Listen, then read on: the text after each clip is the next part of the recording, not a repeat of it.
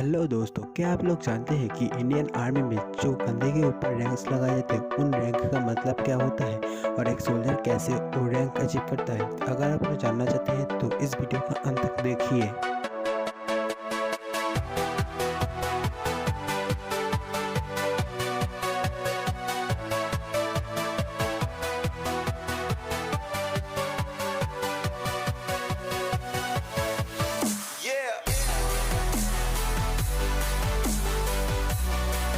Indian army दुनिया की चौथी सबसे बड़ी आर्मी है और इंडियन आर्मी का रैंक्स का स्ट्रक्चर बाकी आर्मियों से बहुत ज़्यादा अलग है।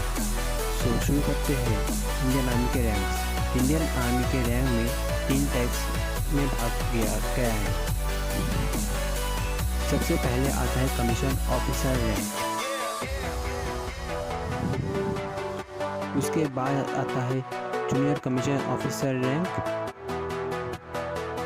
फिर आता है non commission officer rank.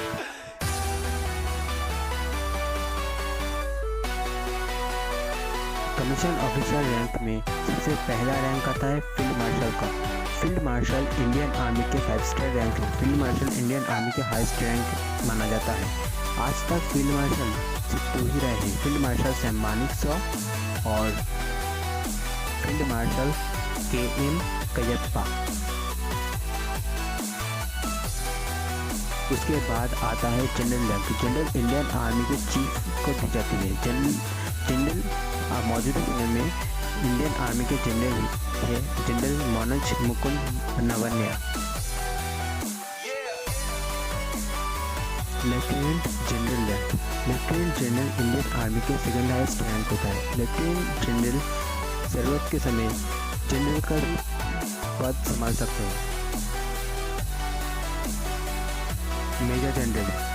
Major general Indian army के 3rd हाईएस्ट रैंक होता है और मेजर जनरल के पद पर प्रमोशन चयन के जरिए होता है। मेजर जनरल बनने के लिए आपको कम से कम 32 साल कमीशन की सर्विस की ज़रूरत होती है। मेजर जनरल के पद पर कमीशन चयन के जरिए होता है और एक मेजर जनरल बनने के लिए कम से कम 26 साल की कमीशन सर्विस पूरी करनी पड़ती है।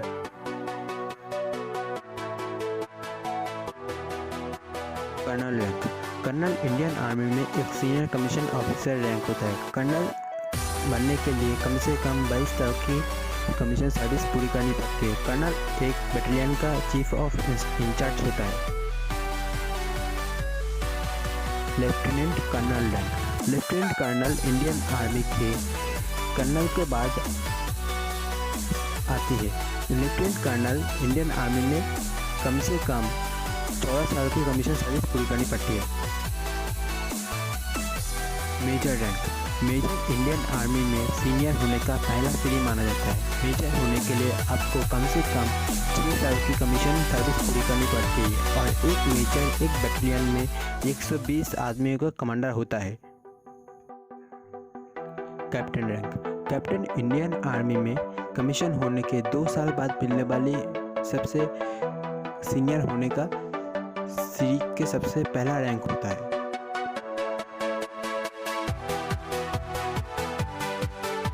Lieutenant rank. Lieutenant Indian army में कमीशन होने के बाद मिलने वाली सबसे पहला रैंक होता है और आप ये भी कह सकते हैं कि एक सैन्य जीवन की शुरुआत इस रैंक से होती है।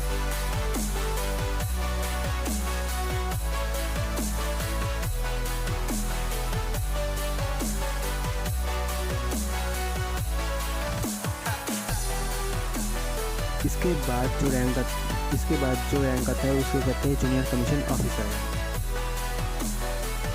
जूनियर कमीशन ऑफिसर रैंक में सबसे हाईएस्ट और सबसे सीनियर रैंक होता है सूबेदार मेजर का, क्योंकि सूबेदार मेजर 23 साल के सर्विस के बाद रिटायर हो जाता है।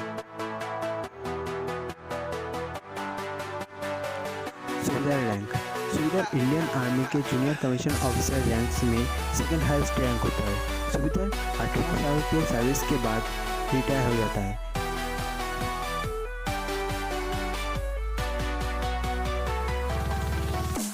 नायब सूबेदार। नायब सूबेदार इंडियन आर्मी के जूनियर कमीशन ऑफिसर रैंक में 3rd और सबसे आखिरी रैंक होता है। नायक सूबेदार 12 साल के कमीशन सर्विस के बाद रिटायर हो जाता है। कमीशन ऑफिसर रैंक्स में थर्ड जो रैंक आता है उसको नॉन कमीशन रैंक कहते हैं। नॉन कमीशन ऑफिसर रैंक में 3 रैंक आते हैं, हवलदार, नायक और लेस नायक।